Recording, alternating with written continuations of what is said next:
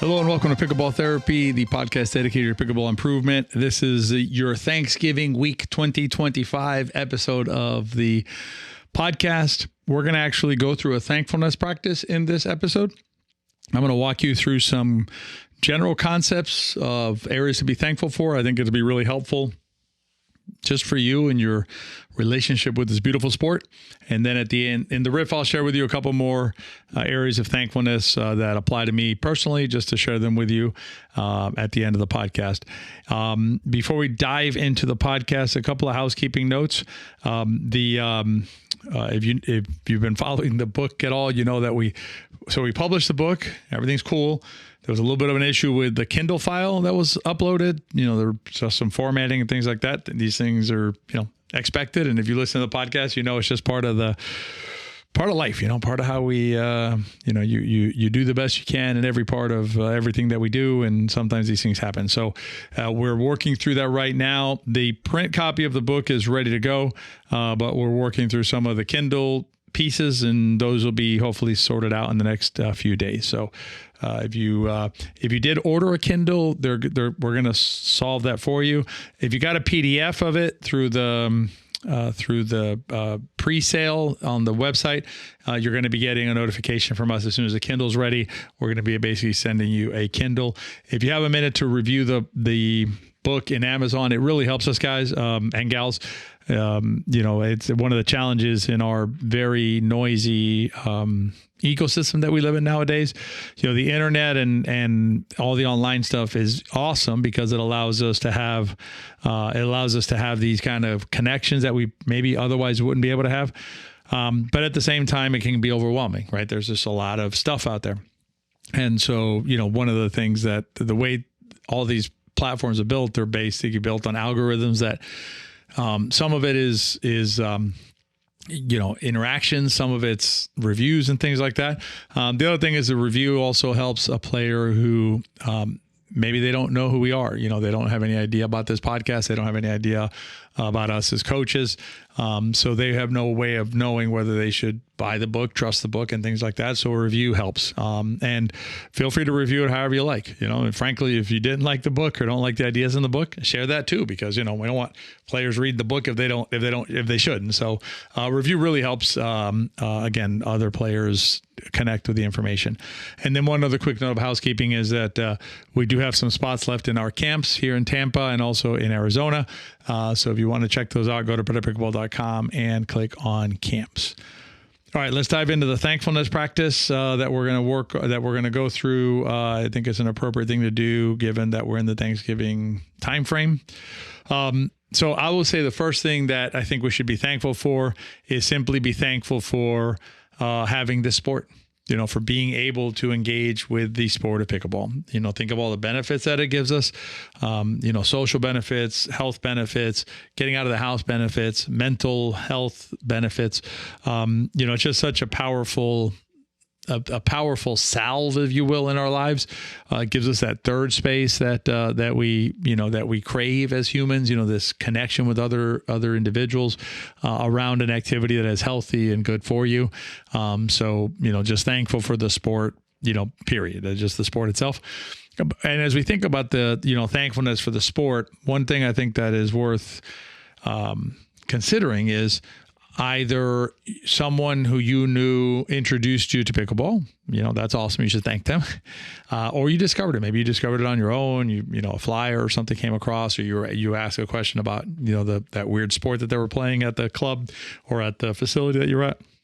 But regardless of how you came across pickleball, just think about how awesome it would be to be able to introduce this sport to somebody else, right? To a friend of yours, a family member, even just an acquaintance, or, I've introduced it to folks, like Uber drivers that I've been talking to about the sport, and whether they go into the sport or don't go into the sport, I can't control that, but I can control introducing to the sport, giving them some advice about how easy it is to pick up and how many friends you meet and things like that. So just keep that in sort of in the front of your mind if you can, in terms of, when you interact with other folks, whether they're friends, family, or just acquaintances or people you just come across, maybe introduce them to pickleball, and maybe in a year from now, next Thanksgiving, they'll be thinking about you and giving you thanks for introducing them into this awesome sport.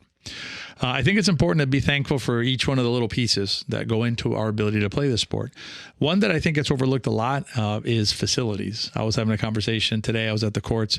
I was having a conversation with one of the family members that owns a facility, and it's a like anything. I mean, things ebb and flow, right? But this is an indoor facility here in Florida. And so now we're going into the season in Florida where it's like beautiful outdoor.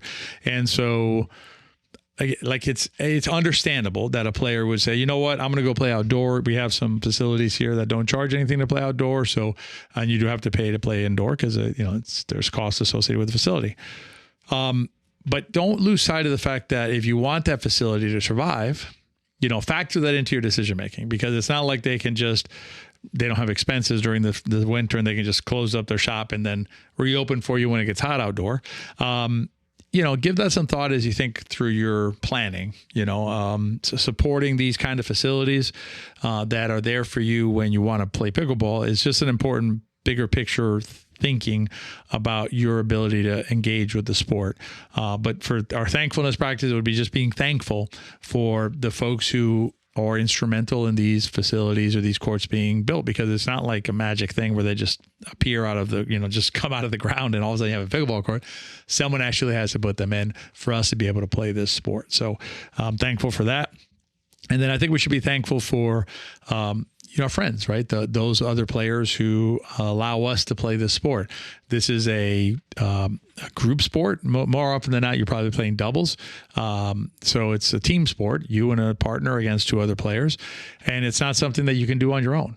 Like in theory, you can golf on your own. You can go out into the golf course and in the afternoon and walk the golf course and play golf. You can, there's other like bowling you can do on your own. There's activities that you can do on your own. Pickleball is not one of them. And so, we should be thankful for our friends and acquaintances and others who we're able to play with. I actually did a little post this morning about, my Wednesday group that I play with. My good friend David here in town organizes the group. So I was thankful to him for organizing the group. That's another kind of little mini piece of all this, right? Who organizes your play? Maybe you reach out to them and thank them for doing that. But I'm thankful to have this group that I know on Wednesdays. It's a group of some of them I've known for going on 10 years, over 10 years now, that I've known some of these players. And so it's just, really cool to be able to have all these friends to play with. And obviously thankful for having our health, right? Being able to get on the court, even if you have limited mobility, even if you're able to play, it's a good day, right? So be thankful for that as well. Going a little deeper on being thankful for the friends that we have, right? It's not just that they're there to play with us, right? That's one way of thanking them, being thankful that they're just available. But it goes deeper than that, doesn't it, right? With our friends. Thankful for meeting these folks who I probably wouldn't have met except outside of pickleball, because, we don't really, when you think about some of the folks that you meet through pickleball, it's not like you have other overlapping interests with them. Maybe they're in a different work field. They live in a different part of town. They have a different group of friends. Maybe they're a different religion, whatever it is, so they're in their own world, but you are able to overlap with them in this sport with this shared interest, right? And you get to meet all these new people. I find, by and large, I like pickleball players. I'm a little biased, I guess, because I love the sport, but I would say, I've met some people playing pickleball that, I'd be okay not having met, but by and large, I'm happy with the people I meet playing pickleball, whether it's at tournaments that I've played, whether it's, just rec play and things like that, whether it's traveling around the country. I just think it's awesome to be able to meet those people. For me, for instance, I met a retired sheriff has become a good friend of mine, real estate developer, tennis pro turned pickleball, IT professional. And there's so many others that I've met through the sport of pickleball that I probably would not have met but for the sport of pickleball.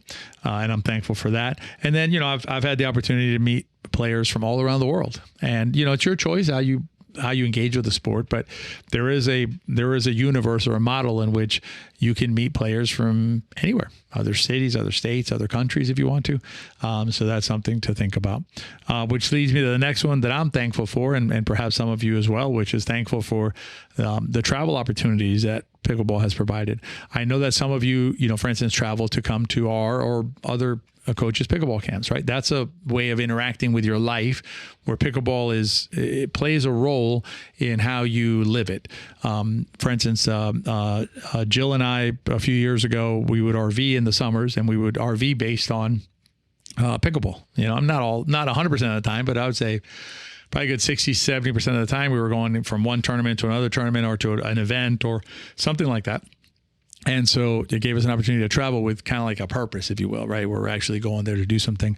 We also got to play tournaments in France and in England, met some really nice folks over there. Saw parts of the country we probably wouldn't have seen. I would visit Nottingham in England and Fayence in France. It's in the southern part of France. Probably, I don't know that I would have gone to Fayence were it not for pickleball, and I wouldn't probably gone to Nottingham were it not for pickleball for the tournament. So, just a nice way to engage with your other parts of your life by having pickleball in there. I think it's good to be thankful for the professional circuit, and I'm going to tell you why. I think, having a professional circuit for our sport helps make our sport more quote unquote serious. And I mean serious in a way here that it's like, it's more respected, more welcomed in some places, more it allows for more expansion of the sport, more folks to engage, interact with the sport because you have a professional tour.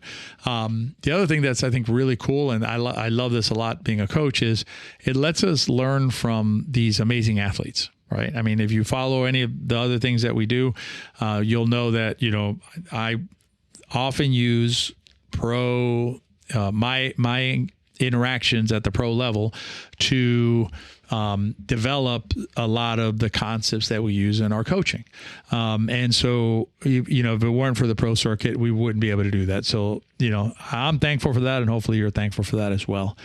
Let me share with you a few things that I'm thankful for in addition to the above.